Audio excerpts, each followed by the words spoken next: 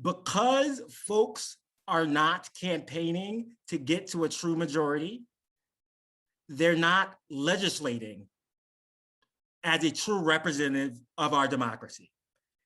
And what that does to Black people, what that does to our democracy, is that all the things that we need, whether it's raising the minimum wage, whether it's stop the next cop from killing another Black guy in broad daylight, to safe and secure housing, to making sure my tuition's not high, to making sure we have safe and affordable houses, all that stuff, we can't get none of that done if we don't fix our broken democracy.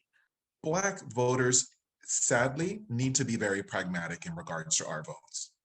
We can't afford to wait another 4 years in order to be able to have access to voting rights, to have access to, potable drinking water, to have access to all these things.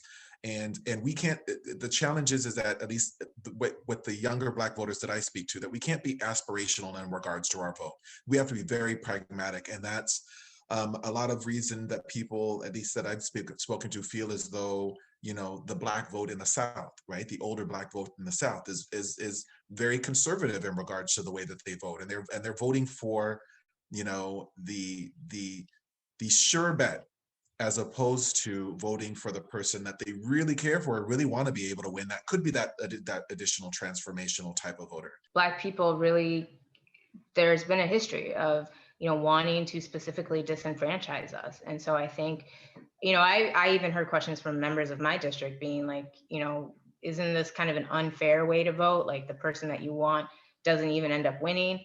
So I think there's some, education that needs to happen there. But I do think one of the things to think about is during a ranked choice voting process, you get to think more about than just the personality of that person, but you do actually really get to dive deep with all of the candidates and see where they fall on issues that are important to our community.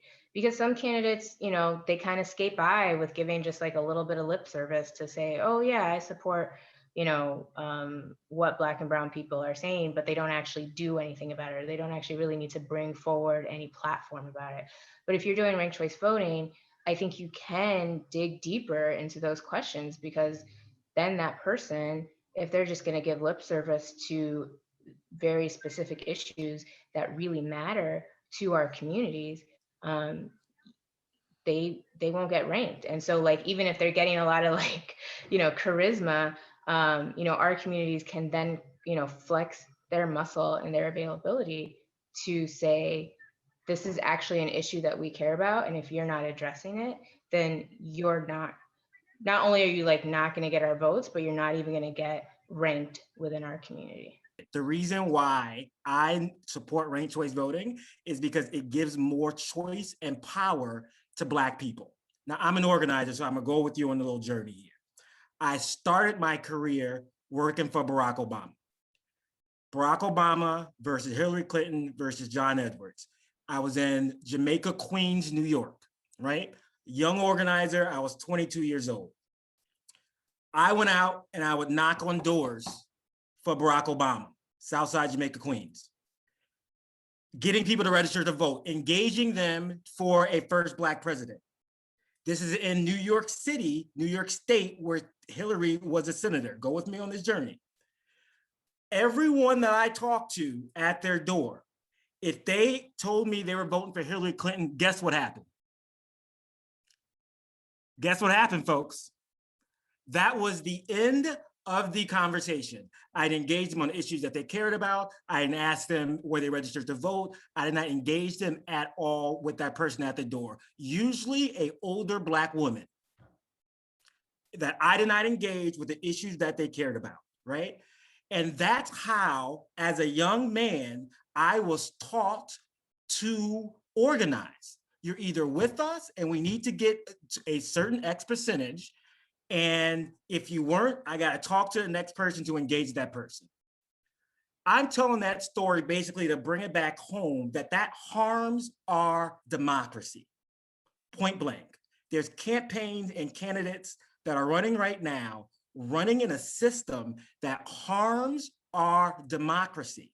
Why? Because you don't engage people past their first choice. Ranked choice voting fundamentally not only changes what happens on the ballot, but changes how people like me that go out and work every day to get Black people to vote, how we campaign. Because ultimately, if you tell me that you might be voting for the marijuana candidate in Minnesota, that doesn't end the conversation.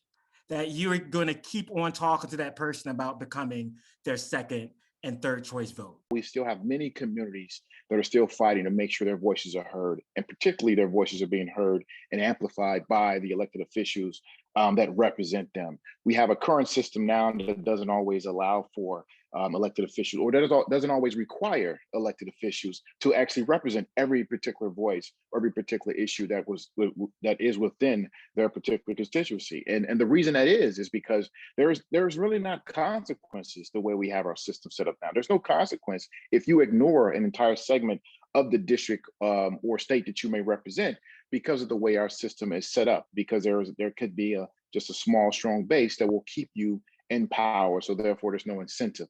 I believe ranked choice voting is something that will provide that incentive, because then there will be the consequences that if you don't connect with all of your constituents, if you don't raise the issues of all of your constituents, if you don't amplify those voices, and particularly those voices of those that have been historically shut out and historically continue to be marginalized, if you don't amplify all of those voices, if you don't engage all of those communities, there will be consequences. So that is a reason why I am someone that is a proponent of ranked choice voting, because I believe it can provide the pathway to facilitate those communications, those connections with all of the individuals in the community, and therefore that representative will have to represent everyone within that community, knowing that if they do not, there will be consequences, electoral consequences, for not providing that representation. For me, I think ranked choice voting is about fairness, and I'm sure you guys have talked about this a lot, but it really helps put an emphasis on the issues I found, particularly when you might have various issues that have a lot of nuance in them.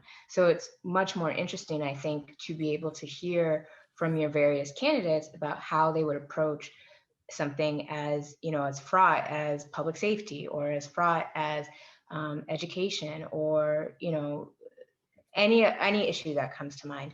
And so I think it gives voters that opportunity to really hear what people would do or think, or how they would approach an issue. And so then, instead of trying to say like, well, I only have just this one person, they don't really necessarily hit all my boxes, but I'm going to go with them anyway, and you kind of have to be all in regardless, having a list of like, this is kind of my best person, but if that person doesn't make it, I think that gives people, I feel like it gives people more ownership over the choices that they're making. Advocates have long been aware, as well as members of these communities, before you can address any of these policy issues, you have to address many of the barriers in the political system that can lead to change. Not be a bigger issue or a policy that can change the lives of Black folks in this country other than passing ranked choice voting. Why? Is because it gives more choice and power to people who are voting, and it opens up issues that need to be tackled. We have big problems in this country, big problems. And in order for us to tackle these big problems and make sure my life matters, is that we need to fundamentally change how the ballot looks in this country. We've all heard the term "we the people," which is really important. It's in our founding documents from our country. We the people did not always include all of us. And so our electoral processes have evolved over the years, over the decades, over the centuries, in order to be able to include more folks in the electoral process. This is another option in regard to that evolution. So I encourage folks to be able to support it as well, and make sure your elected candidates, wherever it is that you live in the Twin Cities or in the state of Minnesota, are also supporting this.